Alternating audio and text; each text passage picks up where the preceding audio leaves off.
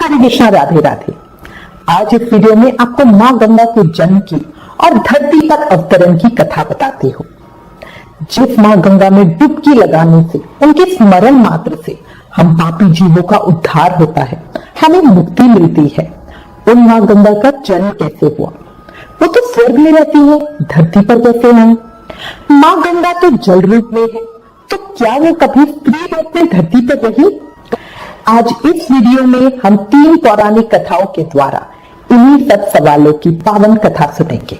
गंगा दशहरे वाले दिन इस कथा को सुनने मात्र से हमें माँ गंगा की कृपा मिलती है, हमारे सभी पापों का अंत होता है। शास्त्रों में वर्णन मिलता है कि गंगा इतनी महान और पवित्र है कि अगर कोई सच्चे दिल से उन्हें याद कर ले, उनका नाम ले ले, तो ही उसके सभी पापों का अंत हो जाता है। वही गंगा दशहरे पर उनकी पावन कथा सुनने का पुण्य फल गिनाया नहीं जा सकता। अब सबसे पहले आपको माँ गंगा के जन्म की कथा बताती हूँ। वामन रूप में राक्षस बलि से जब भगवान विष्णु ने मुक्ति दिलाई और राक्षस बलि को पाताल लोक में भेज दिया, तो इसके बाद ब्रह्मा जी ने भगवान विष्णु के चरण धोए और उस जल को अपने कमंडल में भर लिया, जिससे गंगा पैदा हुई और ब्रह्मा जी के पास रहने लगे। भगवान विष्णु के अंगूठे से गंगा प्रकट हुई थी, इसलिए गंगा जी को विष्णुपदी कहा जाता है। अब आपको माँ गंगा के धरती पर अवतरण की पौराणिक कथा बताती हूँ। देखो, वैसे तो गंगा की महिमा अनेक पौराणिक ग्रंथों में बताई गई है, लेकिन गंगा को धरती पर लाने का श्रेय भगीरथ को दिया जाता है, जिसकी प्रचलित कथा कुछ इस प्रकार है। प्राचीन काल में अयोध्या में भगवान श्री राम के पूर्वज और इक्ष्वाकु वंश के सगर नाम के महाप्रतापी राजा राज्य करते थे। उन्होंने 7 समुद्रों को जीतकर अपने राज्य का विस्तार किया। उनकी केशनी तथा सुमति नामक 2 रानियां थी। लंबे अरसे तक संतान का सुख नहीं मिला तो राजा सगर पत्नियों सहित तपस्या के लिए हिमालय चले गए। वहां एक लंबी तपस्या के बाद ब्रह्मा के पुत्र महर्षि भृगु राजा और उनकी पत्नियों से प्रसन्न हुए और उन्हें वरदान देने के लिए उनके समक्ष प्रकट हुए। उन्होंने कहा, हे राजन, तुम्हारी तपस्या से मैं अत्यंत प्रसन्न हूँ और तुम्हारी दोनों पत्नियों को पुत्र का वरदान देता हूँ, लेकिन दोनों में से एक पत्नी को केवल एक पुत्र की प्राप्ति होगी, जो वंश को आगे बढ़ाने में सहायक साबित होगा, तथा दूसरी पत्नी को 60,000 पुत्रों का वर हासिल होगा। अब तुम ये फैसला कर लो कि किसे कौन सा वरदान चाहिए। इस पर राजा की पहली पत्नी केशनी ने वंश को बढ़ाने वाले एक पुत्र की कामना की और रानी सुमति ने 60,000 बलवान पुत्रों की। उचित समय पर रानी केशनी ने असमंजस नामक पुत्र को जन्म दिया। दूसरी ओर रानी सुमति के गर्भ से एक तुंगा निकला, जिसे फोड़ने पर कई सारे छोटे छोटे पुत्र निकले, जिनकी संख्या 60,000 थी।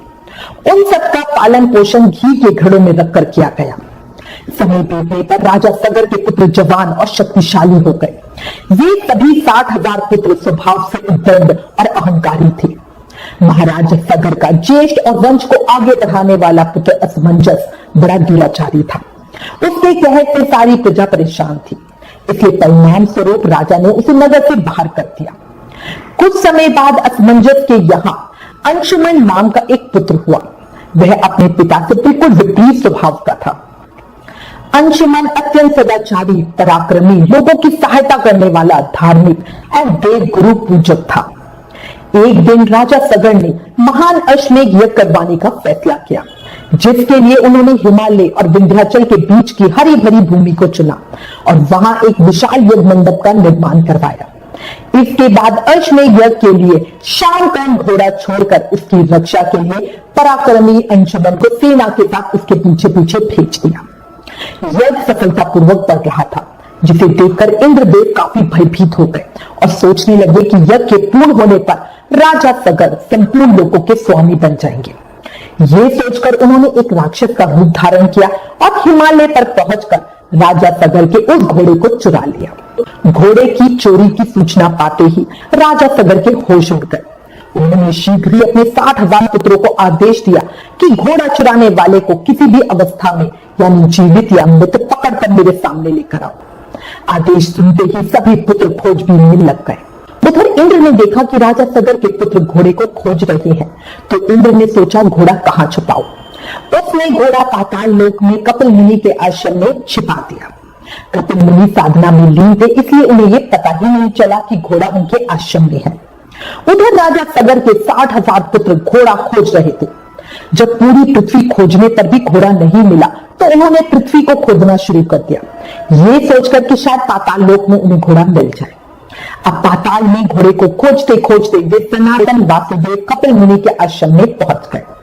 वहां उन्होंने देखा कि कपिल मुनि आंखें बंद किए बैठे हैं और उनके पास यज्ञ का घोड़ा बंधा हुआ है, जिसे वे लंबे समय से खोज रहे थे। इस पर सभी मन बुद्धि पुत्र क्रोध में कपिल मुनि को घोड़े का चोर समझकर उन्हें अपशब्द कहने लगे। उनकी आवाज सुनकर जैसे ही मुनि की आंखें खुली तो उनकी क्रोध अग्नि से सगर के सभी पुत्र भस्म हो गए। जब वे सभी वापस नहीं लौटे तो राजा सगर को उनकी काफी चिंता हुई। कुछ दिन बाद उन्हें सूचना मिली कि आखिरी बार एक गुफा में अंदर जाते हुए उन सभी पुत्रों को देखा गया है जो अभी तक लौट के नहीं आए। इसके बाद राजा सगर ने अपने पौत्र अंशुमान को उनकी तलाश में भेजा। अंशुमान सीधे उस गुफा में पहुंचे और राख की ढेरियां देखकर सारा माजरा समझ गए। उन्होंने कपिल मुनि से विनती की कि कोई उपाय बताएं, इस अकाल मृत्यु को प्राप्त हुए मेरे चाचाओं को मुक्ति कैसे मिल सकती है। ऋषि कपिल ने अंशुमान से कहा, यह घोड़ा ले जाओ और अपने पितामह का यज्ञ संपन्न कराओ। महाराज के ये 60,000 पुत्र अधर्मी थे, इनकी मुक्ति तभी हो सकती है जब गंगा के पानी से इनकी राख का स्पर्श होगा। अंशुमान घोड़ा लेकर वापस आ गया। राजा सगर के बाद अंशुमान ही राजा बने, पर वह अपने पूर्वजों की मुक्ति को लेकर हमेशा चिंतित रहते थे। कुछ समय बाद गंगा को स्वर्ग से पृथ्वी पर लाने के लिए अंशुमान राज्य का कार्यभार अपने पुत्र दिलीप को सौंपकर वन में तपस्या करने चले गए और ब्रह्मा की तपस्या करते करते ही उनका देवासन हो गया। महाराज दिलीप ने भी पिता के नक्शे कदम पर चलते हुए अपने पुत्र भगीरथ को राजा बनाकर तप करने चले गए, पर वे भी तप करते हुए ही भगवान को प्यारे हो गए। भगीरथ ने भी अपने पूर्वजों की मुक्ति के लिए गंगा के पृथ्वी पर अवतरण के लिए घोर तप किया। देवताओं को चिंता सताने लगी कि कहीं गंगा स्वर्ग से भूलोक पर न चली जाए। उन्होंने भगीरथी के तप को भंग करने की बहुत कोशिश की, लेकिन नाकाम रहे। 3 पीढ़ियों की तपस्या से प्रसन्न होकर ब्रह्मा जी ने भगीरथ को दर्शन देकर वर मांगने को कहा।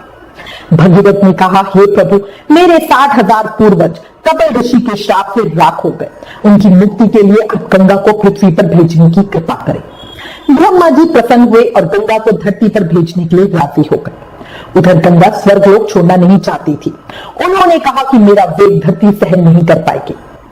तब ब्रह्मा जी ने भगीरथ को कहा, पुत्र भगीरथ, मैं गंगा को धरती पर भेज तो दूंगा, पर वो इतने वेग से आएगी कि वापस पाताल में चली जाएगी।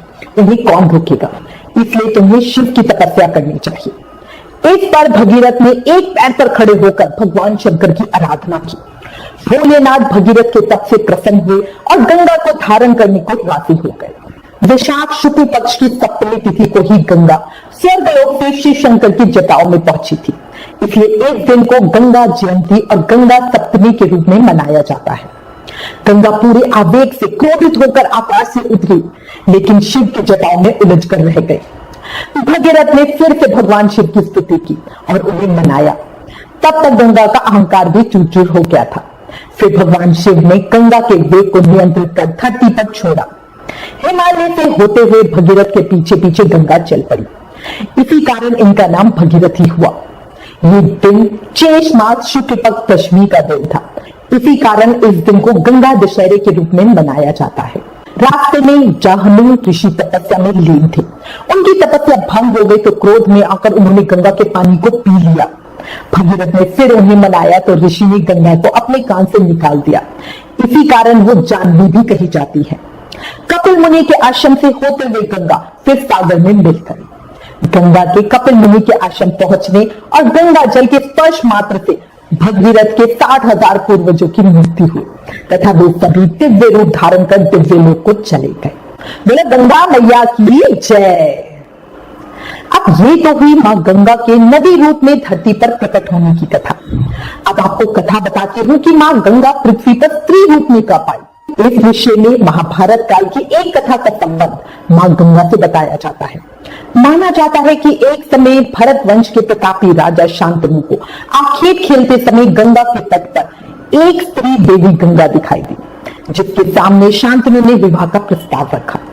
गंगा ने शांतनु के प्रस्ताव को सशर्त स्वीकार कर लिया और शर्त यह थी कि शांतनु कभी उनसे किसी भी काम में दखलंदाजी नहीं करेंगे, ना ही उनसे कभी कोई सवाल करेंगे।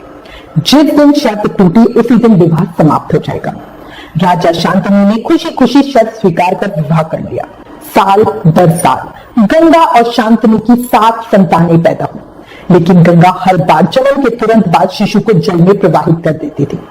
जब 8वीं संतान को गंगा ने जन्म दिया और उसे प्रवाहित करने को चली तो शांतनु से रहा नहीं गया और उन्होंने गंगा से सवाल कर ही लिया। इस सवाल के कारण विवाह की शर्त भंग हो गई और गंगा वापस स्वर्गलोक को चली गई।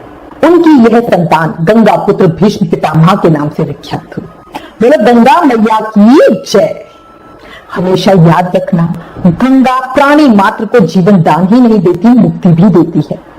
इसी कारण भारत और विदेशों में भी गंगा की महिमा गाई जाती है। बोलो गंगा मैया की जय। हर हर गंगे, जय मां गंगे, जय मां गंगे।